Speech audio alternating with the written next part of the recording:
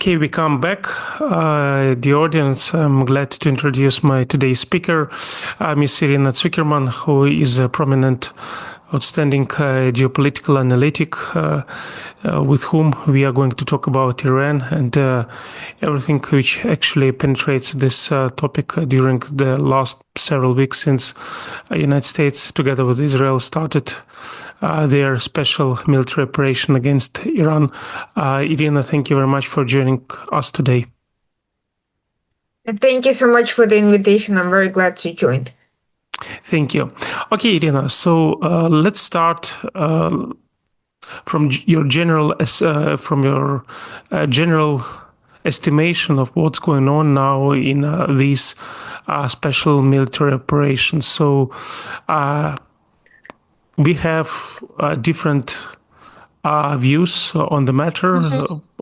We have Israeli view, we have US view, a different set of goals. But what we see actually that regime change operation actually failed, and still current Iranian regime is in place. So what is going to be next? Well, I'm going to start with a couple of things. First, Iran has actually been at war with the United States since 1979, after it attacked the U.S. embassy. The fact that it was mostly a war of attrition rather than kinetic war doesn't make it any less of a war. So it's kind of like what happened between South and North Korea. It's been a state of declared war that has never been fully resolved. Doesn't make it, just because it's not kinetic doesn't make it peaceful or even not war.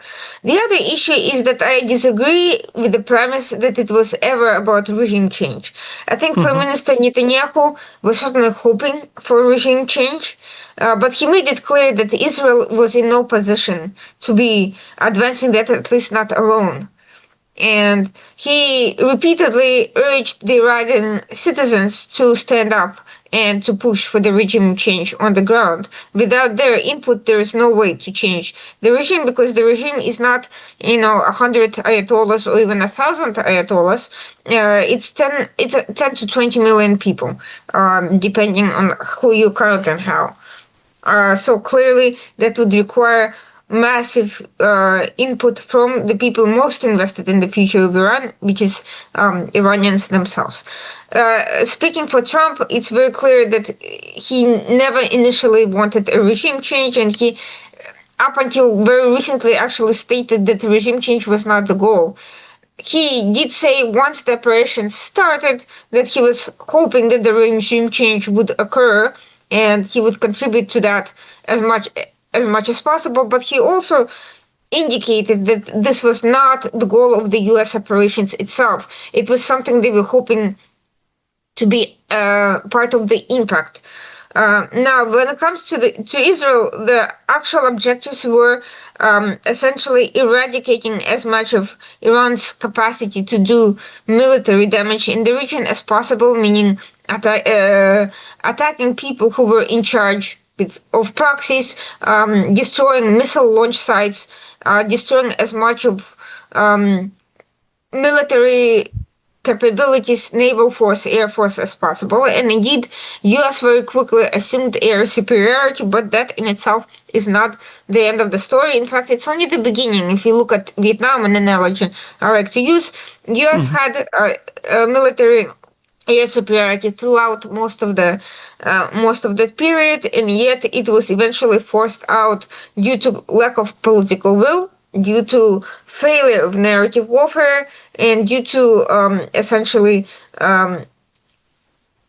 lack of capacity to take the steps that would lead to conclusive victory. And I think right now we are very quickly heading in that direction if regime change was ever indeed an objective. If it was not the objective, if it was something just wishful thinking, but was never really part of the story, we need to be looking at other metrics of success. Now, some tactical metrics of success are very clear, such as the number of sites, missile launch sites destroyed. Others are still too early to tell. For instance, whether US and Israel will attack nuclear sites, whether they'll be able to destroy them sufficiently to set back the program for a sufficient amount of time, that is yet to be determined. So it's not within the scale of assessment. Whether or not the regime was damaged politically is an absolute failure at this point. That definitely did not happen, and in fact, it's not likely to happen no matter what US and Israel do in terms of their tactical military operations. Even though there was a civil unrest in Iran back in January, now we don't see any sign of a civil unrest in Iran, despite, let's say, the Western support or US-Israel military operation. So it seems that either people are really suppressed by the government, which they definitely are, or they actually started to support more government due to the external invasion. So what's your opinion? Why we don't see any riots on the street? Why we don't see any uprising on behalf of Iranian people? And was it really a good idea to actually entrust in Reza Pahlavi, who is an immigrant for the last 50 years, to be the leader of Iranian opposition, at least in Western media? Well, the Western media is not necessarily an expert on who should be the leaders for Iran. Neither I nor, to his credit, Donald Trump ever put their trust in Reza Pahlavi, and Trump made that very clear, and there's a good reason for that. I'll get back to that in a moment, but first I wanted to address why there's no riots with or without Reza Pahlavi. The reasons for that are several, but one of them is very clear. There is a huge sense of uncertainty among Iranians about what is happening and how committed US in particular is to the future of Iran in general, whether it means regime change, whether it means long-term support. We saw that Donald Trump explicitly promised assistance when those riots were occurring. 43,000 slaughtered people later that we know of, that did not come forth. And frankly, if for Khamenei's meeting with the head of RGC, we don't know what would have happened and whether US would have joined or whether they would have ultimately negotiated some sort of a deal or whether we would still be in the planning stages of the operation to this day. None of that is clear, but what is clear is that Iranians do not wish to risk their lives if there is no clear support. More so when it's in the middle of strikes and military action. It's not easy to come out in mass numbers on the street when your adversary is the government armed to the teeth and embedded amongst you. Let's not forget that Iran is exceptionally good at dividing and infiltrating the opposition, including regular people. And let's not forget that at least some of the rioters were, in fact, regime loyalists. They were rioting not because of ideological differences with the regime, but because of economic problems. So the opposition was never fully uniform to begin with. Now it is even more difficult to plan due to internet disruptions, which continue. Yes, US managed to smuggle in some Starlink terminals and attack more recently some of the Iranian control operations, which made it easier to communicate, but it never fully solved the problem. Starlinks were being jammed. Not everyone had access to them, and peripheral regions never really benefited from that to begin with. The other issue, of course, is that aside from the logistical difficulties and fear of being hit by a missile in the middle of a war, there is no clear outcome to which anyone is working, because Trump has repeatedly said that he's not pushing for regime change, he's only hoping for the regime change. And once Mujtaba Khamenei was selected as the supreme leader, it was clear that the direction was very much there was a continuity in the regime, and regime was successful in pushing back at the United States. So the path to US victory is not clear here. For a regular Iranian citizen, you have to look at who your supporters are. Are your supporters successful in or are they failing? And US looks like, if not on the verge of failure, then at least flailing and floundering and trying to find its way. Tactically, it has superiority in many ways, but strategically, there is a huge disconnect with European allies, with Arab allies. There are some differences even with Israel concerning the objectives, and there is also internal polarization with Democrats completely coming out against the war. Some Republicans criticizing the war itself, others criticizing the way it's being fought, and the administration having no clear response to any reasonable questions about where it's all going. Few in economic issues, economic indicators, the failure of the US to plan ahead, all of that does not give average people much confidence in the success. So why should they risk their lives? Well, you actually shed the light on a very interesting point, which was recently also discussed by a former security advisor for President Trump, John Bolton, who is also, well, he's a strong supporter of military operation against Iran, even though he is against the way how President Trump communicate this operation, and he thinks that he actually failed to communicate properly this operation to American citizens. My question will be regarding the outcome of what is going right now. We don't know how and when this operation will finish because it can last 1 month or 2, so we don't know exactly how long, even though there are upcoming elections, but it's let's say much easier to drag in rather than to drag out, and well, we understand that there won't be a setback. There have to be some goals completed so the United States can finish this operation. So talking about the outcome. So do you foresee, let's say, do you foresee that after this war, states in the Middle East, they will prefer to rely on China rather than on the United States in terms of its predictability and in terms of their security, bearing in mind that Iran attacked them because they had their US military bases on their side, and also that they will strongly desire to get nuclear weapon as a means to protect themselves in the station when, let's say, there is no international institutional body which can really prevent the non-proliferation on the one side, and secondly, the big war. A couple of things to unpack here. First, declaring victory is a relative term. You can declare it at any time. As long as you have something to show, it may not be adequate, it may not be what you started out with, but Donald Trump needs a political win and he cannot have a loss of face.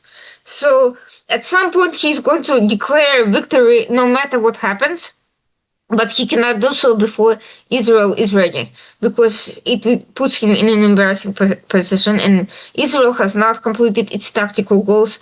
They said that they are likely to continue for at least 3 more weeks. Reason being, Iran is a very large country, and many of the sites are scattered all over. Plus, they're trying to eliminate some of the key figures, which would be a setback for the regime, not a permanent one, but there is chaos around appointing new people and trying to get them basically coordinating sufficiently and being integrated into the flow of operations. So Israel is hoping to achieve some of those goals. So Trump cannot quit until Israel is ready to leave. And I think at that point, whatever else happens, Trump will either agree to some sort of negotiation with the regime, or he will simply declare, we've met our military goals, the nuclear program is destroyed, the ballistic missile program is destroyed, the regime is shattered, we are victorious, and so forth, regardless of whether it's true or not. I suspect it's going to be, the truth is going to be somewhere in the middle. I think they will have achieved some military successes, but not nearly what anyone would be hoping for. Now, second issue here is that the opposition lacks clear centralized leadership.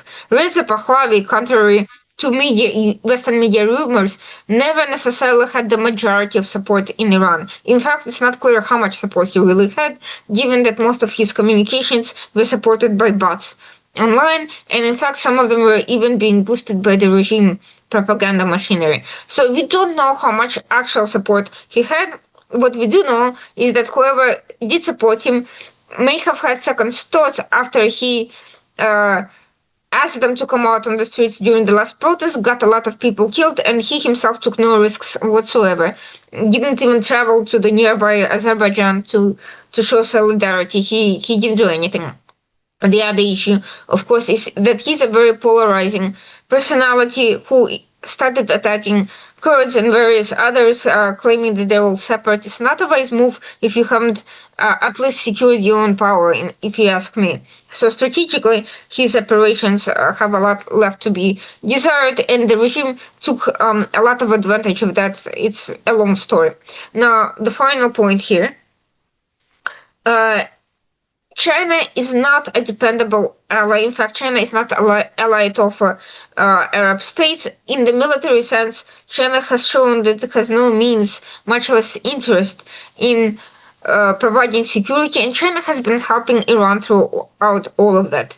It may be that the leaders in the Middle East may prefer to work with China on some technical issues because it's easier. Authoritarian regimes don't push for human rights, don't push for transparency. They're easier to deal with on a high level, but at the end of the day, there are many, many complications. China has been growing its influence, but not because of a simple political difference with any US administration. It was more because they've been consistently pushing on many levels, and they have penetrated business circles and other circles very effectively. Whether the US will start pushing back on that after all is said is done remains to be seen. They have started in Syria, where China also controls telecommunication sector, but up until recently, US has been trying to do parallel business with Saudi Arabia, UAE, and so forth, and the Trump administration hasn't really pushed very hard. The bigger issue is not whether China will substitute for the US, because I don't think it has an interest to, even if the Arab states do. But what new structure will the GCC and others form, given that the US is clearly not a reliable guarantor of their security, and whether they'll be able to come up with any plan? I see there is going to be a much bigger role for Ukraine. In the past, it would have been Israel, but after October 7th, and even before that, frankly, a lot of issues happened internally in the Middle East that made it much more complicated, and that's a story for another time. So I think Ukraine may start coordinating a lot more, and not just in terms of selling good weapons or sending a few advisors. I think there is going to be a potential security integration, which would not solve all the issues, but it would solve bilateral problems for many of these countries in many ways. Last question I would like to address to you today. This question refers to Tucker Carlson, the prominent US journalist who appeared to suggest that he is followed by special US agencies which actually tracked his communication with the Iranian side, and actually they would like to investigate his communication, probably maybe accusing him of misconduct, which he publicly denounced, stating that he is a patriot of US, and actually he considered it as a violation of his personal rights. Also, in the interview of with Piers Morgan, he suggested that he can consider running bid for the presidency, participating, let's say, in the next elections, upcoming presidential elections. So my question will be following. So first of all, do you agree with him that when a state, no matter which state, is involved in the war, then obviously it turns out that the state acquires more power than in the peaceful time. We saw this in Russia during the Chechnya war. We see it in Russia now during the Russian invasion of Ukraine. We see it in Ukraine, which now is defending itself against Russian aggression, but still we see that many democratic rights were actually suppressed during this time because of the war. So, and there is a really serious threat that something can also happen to the civil rights in the United States if this war lasts too long. And bearing in mind that President Trump, he's as a leader, he's more in favor of unilateral approach rather than institutional approach, and the war can be a very good argument and excuse to acquire more power to conduct his policy. What do you think about this? Well, first, I disagree with the premise that he's a journalist, because journalists who abandon journalistic ethics and spread baseless conspiracy theories they are political actors, they're no longer journalists, and they are no longer protected by the First Amendment. It's it's very simple. Second, I would very much like to know how he knows for certain which agencies, if any, are following him personally, because I have yet to meet any intelligence agency that, unless they're about to arrest you, comes and shares that information with you. The only way he would know that if some other intelligence agencies share that information with him, and that would kind of prove the point of CIA and others that are presumably following him, that he is doing something he shouldn't. More interestingly, it is not uncommon for U.S. intelligence agencies to intercept American communications with foreigners when they are following those foreigners. So maybe he should be more careful with whom he communicates to avoid such an entanglement, because it just happens for technical logistical reasons and is completely unavoidable. You don't want to be caught talking to heads of, adversarial states, then don't talk to them. The third issue, I would answer a little bit differently from what the audience might expect. I would ask people whether, it appears, right, that Carlson is criticizing Donald Trump's administration for accumulating power through these alleged endless wars. Then why is it that he continues to be a repeated and welcome visitor in the White House? And why is it that he continues to be a partner of Don Jr. and other members of the Trump family and does business on behalf of the Trump organization all over the Middle East? If he's such a big critic of the U.S. government and terrible job that Trump is doing, wouldn't Trump get rid of him a long time ago, the way he has done with other people whom he sees as disloyal and excessively critical? Clearly, as far as I see, this is a game being played, and he's not asking those questions in good faith. He's acting like a typical Russian asset who pretends to be critical just to maintain cover with target audiences. But in reality, I think there's a prearranged relationship that allows him to do both, to maintain his credibility with certain types of people while doing what he needs to do for his own pocket and for his own interests. But where is actually the let's say borderline where we can actually separate people who, let's say, considered to be Russianist, or from people who consider to be, let's say, critics, or simply proposing some other point of view. So while I asking this, because I see that, let's say, this what is known from U.S. history as a McCarthyism, when people were stigmatized or blamed for belonging to Communist Party. So something we see in Europe right now, and actually United States are very critical about Europe nowadays, because really in Europe the freedom of speech is actually suppressing. We see that many people were detained because they published something on social networks, and there is a statistics which shows that under, let's say, under the auspice of securing rights of citizens. Different governments, they try to suppress freedom of speech and put under the control different social networks. So we see that this is a great challenge in Europe.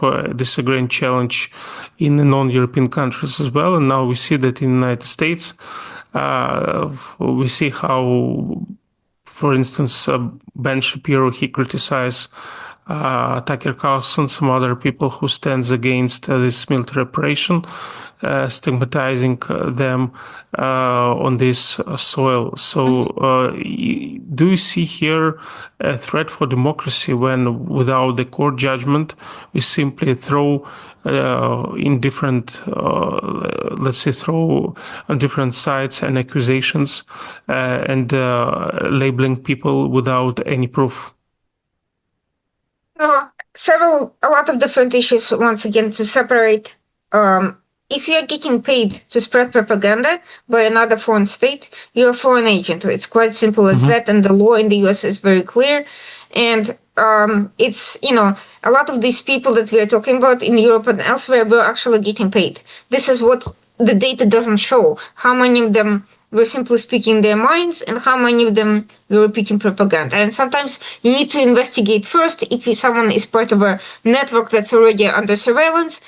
People who are not necessarily getting paid, who are just being duped and foolishly repeating propaganda, they will fall under investigation and may even get arrested. But what separates a democracy from a non-democracy, a law-abiding society from an authoritarian state, is that they will get eventually released. And at trial, they will be proven not guilty because they did not break the law. And this is what happens with many of those instances. Again, the media doesn't report how many of these people either violated the law or they were subsequently released after being briefly detained for questioning from close associations with networks that are already under investigation. The other issue is I find it quite ironic that US is criticizing Europe, but very selectively. It criticizes Europe a lot more than it criticizes Russia, which put up humongous fines against American companies. I can't even come up with the number of zeros that they imposed on Google. As just an example, not to mention assorted much worse human rights violations that take place on a daily basis. Viktor Orban, who has been buying up the media and bankrupting everyone who is critical of him out of power, is a close associate of Donald Trump and bears no criticism. Same goes for Fico, for Vucic, for some of the other authoritarian leaders, and Lukashenko, along with Putin, we just invited to join the peace board. So clearly, the worst violators of this principle are getting away with it, and the US seems to have problems only with people who are actually anti-Russian and anti-Trump and are critical of them. Now, let's also admit that US and Europe always had different standards for speech. US has a First Amendment. The reason UK does not is precisely the reason US left the monarchy behind a long time ago. It is natural that US and UK, US and France will have philosophical differences on freedom of speech, freedom of religion, freedom of press, and other issues with different countries with a different history, and there's a different level of communications that citizens are willing to accept. So long as we do not impose on each other, I don't understand why we should be meddling in other countries' internal business any more than those countries should be looking into our internal domestic issues.